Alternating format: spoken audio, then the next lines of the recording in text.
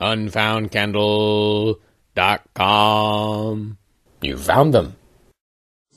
Dr. Ron Paul. Hello, this is Ron Paul with your weekly update for November 21st. This week marks the deadline for the so-called Congressional Supercommittee to meet its goal of cutting a laughably small amount of federal spending over the next decade. In fact, the committee merely needs to cut about $120 billion annually from the federal budget over the next 10 years to meet its modest goals, but even this paltry amount has produced hand-wringing and hysteria on Capitol Hill. And it's only cutting proposed increases. It has nothing to do with actually cutting anything. This shows how unserious politicians are about our very serious debt problems. To be fair, however, in one sense, members of the Supercommittee face an impossible task. They must, in effect, cut government spending without first addressing the role of government in our society. They must continue to insist the federal government can provide Social Security, Medicare, and Medicaid benefits in the future as promised while maintaining our wildly interventionist foreign policy. Yet everyone knows this is a lie.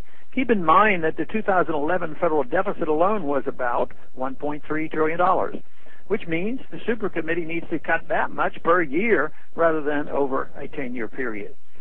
If Congress ever hopes to address its debt problem, it must first stop accumulating any new debt immediately in 2012. Federal revenues likely will be about $2.3 trillion in fiscal 2012. The 2004 federal budget was about $2.3 trillion. So Congress simply needs to adopt the 2004 budget next year, and the federal government will balance outlays and revenues. That's all it would take to produce a balanced budget right now. Was the federal government really too small just 7 years ago in 2004? Of course not. Only Washington hysteria would have us believe otherwise. Yet our Republican and Democrat friends on the Supercommittee want to take 10 years or even 30 years to produce a balanced budget. Government spending isn't just wasteful, it is often actively harmful to stated goals.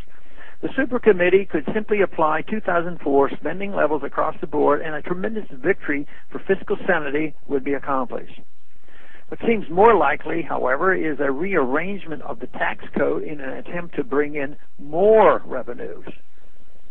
Deductions and credits will be taken away, and the Bush tax cuts will be allowed to expire. As a result, less money will remain in the private sector to create jobs and produce economic growth. The Supercommittee has an opportunity to take a small baby step in the right direction. Instead, they no doubt will take this opportunity to raise taxes and make everything worse. But increasing taxes will only diminish freedom and deepen the recession. Instead of looking for ways to hike taxes under the guise of raising revenue, the Supercommittee should put forth a plan of real spending cuts to put America back on the path to liberty and prosperity. Unfound candles are very, very nice for a very moderately price. Free of petrowax, with or without spice. You'll like unfound candles twice. Unfoundcandle.com. You found them.